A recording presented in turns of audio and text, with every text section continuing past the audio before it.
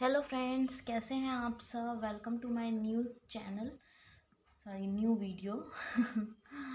और बताइए कैसे हैं आप सब।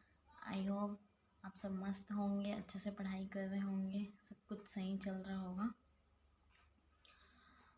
तो स्टार्ट करते हैं। आज का छोटा सा सेशन रहेगा जिसमें कुछ बेसिक बता के फिर ये जो है ये लॉज ऑफ मोशन जो चैप्टर है ये आज कंप्लीट हो जाएगा आप लोगों का।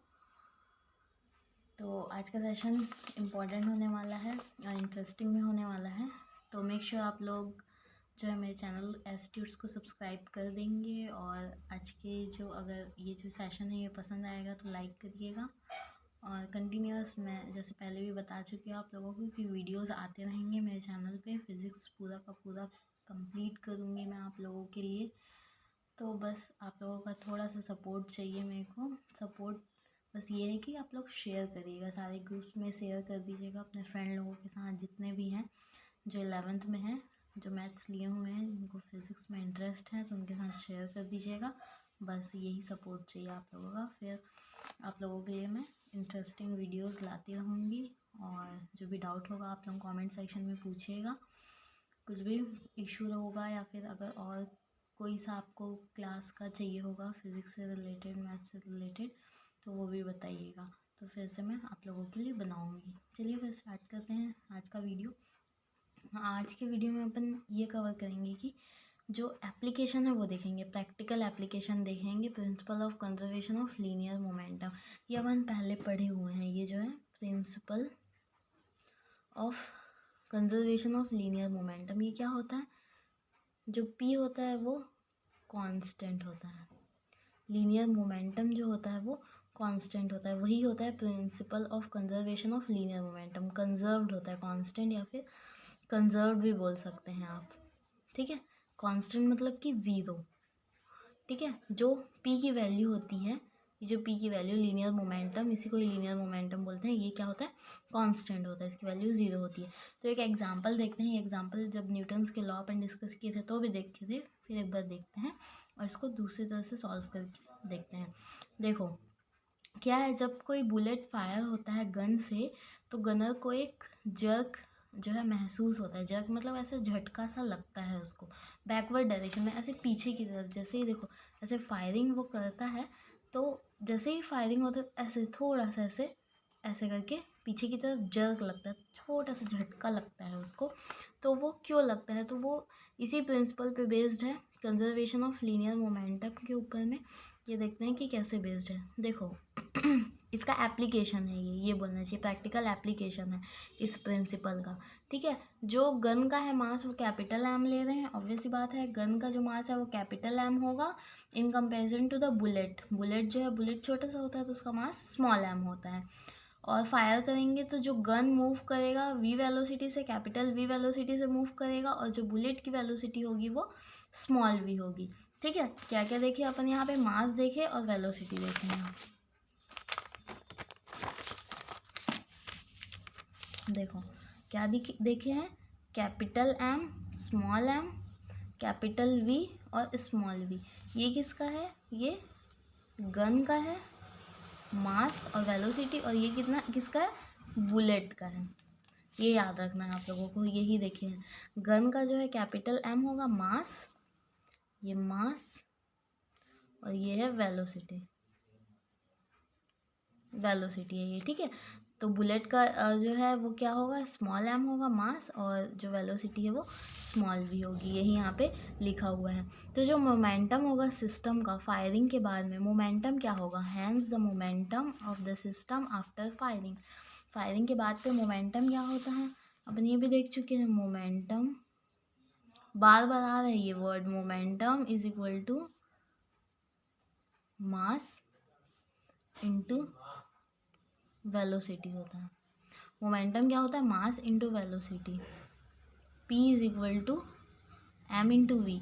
तो कैपिटल P के लिए मतलब गन का मास जो होगा m इंटू वी, और स्मॉल p जो होगा वो m इंटू वी होगा। ये गन का है, गन है ये, और ये जो है बुलेट है, ये देखना है। ठीक है, यही लिखे हैं देखो। तो दोनों का मोमेंटम है, the momentum of the system after firing, firing के बाद क्या होगा, दोनों का ऐड हो जाएगा मोमेंटम। ये किसका है, ये गन का मोमेंटम और ये बुलेट का मोमेंटम, ठीक है। फिर उसके बाद law of conservation of linear momentum में क्या होता है, जो इनिशियल मोमेंटम होगा, मतलब स्टार्टिंग में मोमेंटम कितना होगा, 0 होगा, ठीक है, इनिशियल मोमेंटम, और फाइनल मोमेंटम ये अपन निकाले हुए हैं, तो बस दोनों को इक्वेट कर देना है, इतना ही करना है आपको इसमें। Law of conservation of linear momentum से क्या होगा, जो इनिशियल मोमेंटम है, स्टार्टिंग में मोमेंटम 0 होगा, और जो बाद का मोमेंटम होगा फायरिंग के बाद का, वो इतना होगा, दोनों का ऐड होगा, दोनों का जो है एडिशन होगा, मतलब कि गन का मोमेंटम और बुलेट का मोमेंटम। फिर यहाँ से जो है कैपिटल वी की वैल्यू निकाल सकते हैं, capital V is equal to, इस साइड जाएगा तो ये सब माइनस में आ जाएगा, minus small M upon capital M into V, बस ये निकालना है। तो इससे कुछ कंक्लूजन निकला है आप लोगों का कि जो है नेगेटिव साइन के साथ में है, तो ये इंडिकेट करता है कि जो दोनों वेलोसिटी है उसका डायरेक्शन कैसा है, अपोजिट है, ठीक है। जो बुलेट मूव करेगा फॉरवर्ड डायरेक्शन में और गन जो है बैकवर्ड डायरेक्शन में, मतलब कि बुलेट आगे की तरफ जाएगा, इससे ये बता रहा है कि जो ये नेगेटिव साइन है, ये यहीं पे बता सकती हूँ मैं, ये बता रहा है कि जैसे कि ये गन है, मान लो ऐसा कुछ है, मतलब ये ऐसा होल्ड किया है, ठीक है। तो यहाँ से बुलेट ऐसे निकलते निकलते आगे की तरफ जा रहा है, और ये जो गन है ये ऐसे थोड़ा सा पीछे होगा, मतलब कि ऐसा झटका लगेगा, तो ये नेगेटिव साइन ये दिखा रहा है कि ये बुलेट जो आगे मूव कर रहा है, और ये जो गन है वो थोड़ा सा ऐसा पीछे होगा, इसलिए जो है जर्क महसूस होता है, जो झटका लगता है वो इसीलिए लगता है, इसलिए जो गनर है उसको क्या, एक जर्क मिलता है फायरिंग के दौरान, ठीक है। ये हो गया। तो बस यहाँ से यही कंक्लूजन था कि जैसे जैसे ये बुलेट है, बुलेट जैसे जैसे आगे जाएगा, ये फॉरवर्ड डायरेक्शन में मूव करेगा, तो गन थोड़ा सा से पीछे, ऐसा होता है, ठीक है। क्लियर हुआ। तो ये एप्लीकेशन आई होप समझ में आ गया, और कुछ नहीं है, 2 स्टेप का है। फिर उसके बाद एक और चीज़ अपन को आज देखना है, देखो ये भी एक छोटा सा टॉपिक है जो कि कवर करना था, तो इसलिए मैं इसी वीडियो में इसको भी कवर कर रही हूँ। क्या करना है, न्यूटन थर्ड लॉ डिराइव करना है लॉ ऑफ कंजर्वेशन से ही, यही जो अभी लॉ ऑफ कंजर्वेशन पढ़े हैं लीनियर मोमेंटम का, फ्रॉम न्यूटन सेकेंड लॉ से थर्ड लॉ, ठीक है, और फ्रॉम न्यूटन सेकेंड लॉ, मतलब थर्ड लॉ डिराइव करेंगे इस कंजर्वेशन के लॉ से, ठीक है। देखते हैं इसमें क्या होता है, एक्सटर्नल फोर्स नहीं लगता है, ये अपन पहले देखे हैं, जब law of conservation of linear momentum देखे हैं, तो जो एक्सटर्नल फोर्स होता है वो 0 होता है, इसलिए मैं आप लोगों को बोलती हूँ कि कंटिन्यू वीडियो देखा करो, तभी आप लोगों को समझ में आएगा। नहीं तो बोलोगे फिर ये मैम ऐसा क्यों बता रही कि एक्सटर्नल फोर्स इस लॉ में, law of conservation of linear momentum में एक्सटर्नल फोर्स 0 होता है, इसीलिए जो क्या होता है, पी जो होता है, पी की वैल्यू 0 आती है, मतलब कि कांस्टेंट आती है, पी की वैल्यू, या फिर कंजर्व्ड होता है लीनियर मोमेंटम, इसी वजह से।